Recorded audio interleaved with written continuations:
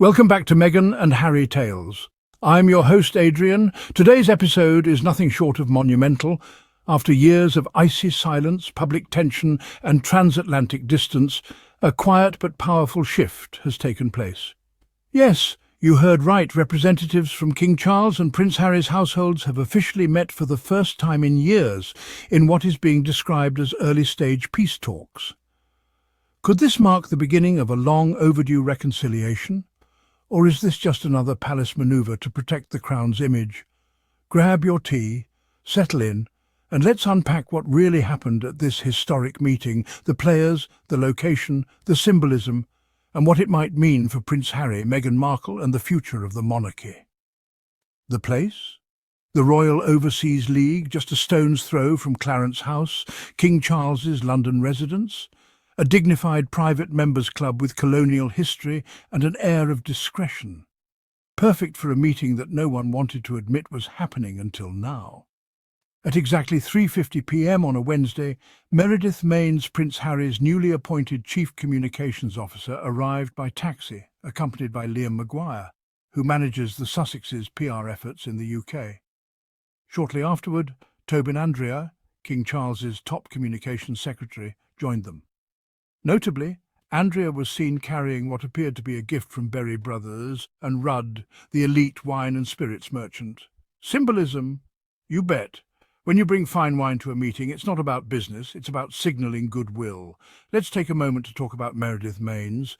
She's a California-based communications powerhouse, a strategic thinker, known for keeping a cool head in high-pressure scenarios. Appointing her was one of Prince Harry's most tactical moves this year. She understands American media, royal protocol, and most importantly, how to play the long game. Bringing her to London wasn't just logistics, it was symbolism. This is not the old royal household setup where Harry is talked over or undermined.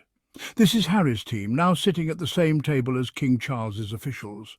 It shows that the Sussexes are no longer sidelined, they're coordinating from a position of equal weight.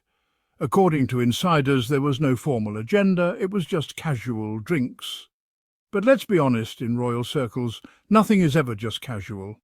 These weren't old friends catching up, this was the first formal interaction in years between the Sussex and Windsor camps. There's been minimal communication since Harry and Meghan stepped back in 2020. The stakes were high, the body language was diplomatic. The setting, a quiet garden terrace overlooking Green Park, was picturesque but neutral. What was said over those drinks may not be released publicly, but one source gave this telling quote. There's a long road ahead, but a channel of communication is now open for the first time in years. That alone is seismic. Let's not forget what led to this point. Prince Harry has been publicly vocal in Spare, in interviews, in the Netflix documentary about the pain, betrayal and neglect he faced inside the firm. From being thrown under the bus to protect other royals, to the persistent media harassment of Meghan that Buckingham Palace failed to address, Harry hasn't pulled punches.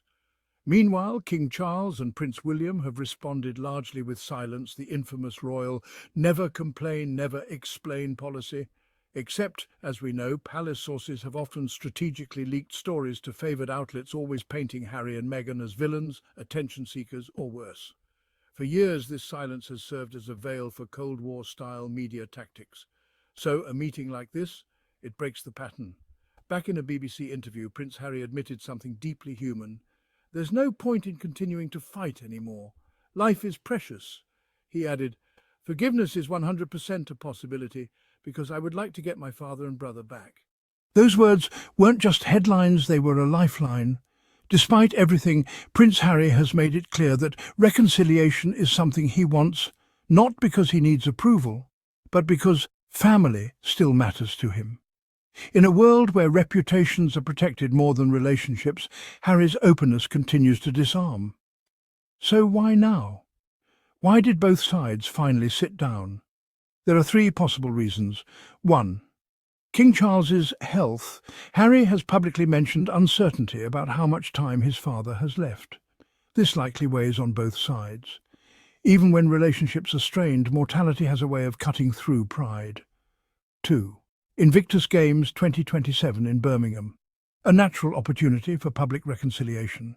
Invitations have reportedly already been sent by Harry's team. If King Charles were to attend, it would symbolise unity and support for Harry's work with veterans, something both men value. 3. Royal optics and legacy management. The monarchy is going through transition. With King Charles's cancer diagnosis and Prince William carrying the future of the monarchy, there's a clear need to stabilise family relations. Including Harry in that picture, even loosely, may help. Now, what about Meghan? Although she didn't attend the London meeting, her presence was felt through her team's involvement. Meghan has been vilified by the British media. Yet, time and time again, she's chosen to focus on parenting, philanthropy, and building her own legacy. For a woman who has been accused of dividing the family, the fact that Harry is initiating peace talks with her full support tells us something profound. She's not the wedge, she's the witness, the one who saw Harry's pain and helped him find his voice. Her absence from the meeting is also strategic. It allows the focus to be on father and son, reducing the narrative distractions tabloids would love to exploit. Let's not sugarcoat it. Sources have confirmed that deep distrust remains. Years of trauma, betrayal and strategic leaks don't disappear after a single terrace meeting. But here's the shift. Both sides now want to move forward. That's new, that's hopeful. No more ghosting, no more passive-aggressive silence, just a channel, finally open. It's just the beginning, but it's a beginning. If the Invictus Games becomes the platform for reconciliation, what might that look like? Imagine King Charles appearing at the Games, clapping for Harry during a speech, or perhaps a brief photo of the two together, smiling, shaking hands, maybe even an embrace. That single moment would signal volumes to the world. Not because everything is fixed, but because healing has started. It would also mark a critical turning point for the monarchy, showing that personal reconciliation matters, not just public performance. With this new channel open, Prince Harry and Meghan are in a stronger position than ever. They've held their ground, endured abuse, raised their family, and built careers independent of the monarchy. Now, they get to choose what reconciliation looks like on their terms. Whether it's private restoration or a more public show of unity, they now hold a key piece of the royal narrative. That's a kind of power no tabloid can twist. So what happens next? Will King Charles take that public step at the Invictus Games in 2027? Will William eventually join the table? Will the media stop treating peace as a scandal? Only time will tell. But for now, what matters is this. Communication has resumed. And in a family that has suffered in silence for far too long, that alone is revolutionary. Thank you for joining me today on Meghan and Harry Tales. If you found this breakdown meaningful, don't forget to like, comment and subscribe. Let's keep telling these stories of truth, growth and yes, forgiveness. Until next time, I'm Adrian. Stay thoughtful, stay hopeful and never stop standing for what's right.